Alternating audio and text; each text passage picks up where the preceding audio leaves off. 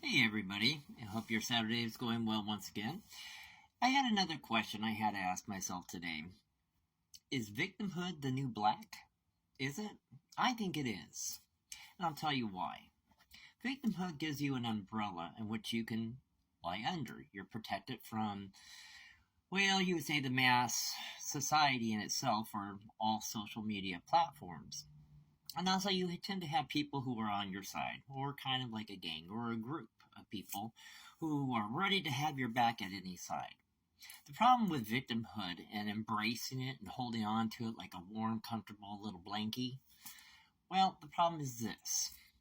You never will have anybody to give you true insight as into how to grow as a person if you haven't gone through struggles and you haven't been the victim of something in life.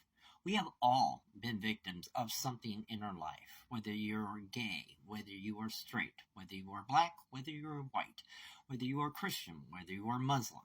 No matter what your creed, your nationality, your color, what nation, what continent you come from, we have all been victims at some point in our lives, whether our childhood, our teenagers, our adulthood, or throughout our entire life. And believe me, the world is filled with them. But the thing is this, the people that actually embrace it, acknowledge it, and move forward with it tend to do better in the long term. Being a victim not only has severe mental consequences, it has severe physical consequences and psychological consequences. It also affects your environment. It affects the people around you. There is a ripple effect to being a victim. Now, people who have had severe trauma, I get it. It's a lifetime of experiencing it. I'm one of them. And yes, at times when I'm by myself at night, sometimes I have my moments when I think about really horrible things that have happened to me in my life. And I cry my eyes out for that moment. And then I move on from it. But when you're constantly on a platform where people are constantly reinforcing your victimhood, whether it be you're a victim of being overweight, or you're just too skinny, or you're too black, or you're too white, you're too gay, you're too bi, you're not gay enough, you're not black enough, you're not Christian enough, you're not Catholic enough, you're not this, you're not that. Nobody will ever be everything to everyone, and nobody ever really accomplishes the brutality of everything that they are as a person. It would take several lifetimes to do that, and quite honestly, if your average lifespan is only 80 years, you're just scratching the surface as to everything that is and was and who you are.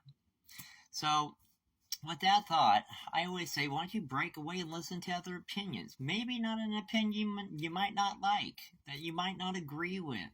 But guess what?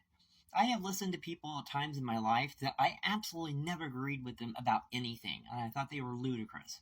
But then, once in a while, they would come up with this obscure thought, and I go, wow, okay, I never really thought about something that way. You'd be surprised where you get insight from in this world. You really and truly would, but you'll never know that if you don't get out of your comfort zone and listen to other people's opinions. And I mean listen to them. Don't just criticize their opinion or put out that visceral that you do online. Listen to other opinions. Sometimes somebody just might surprise you. And that's just my thought of the day. You guys have a great weekend. Be good to yourself. Be good to others. Thank you for listening. You have a great weekend. Thanks. Bye.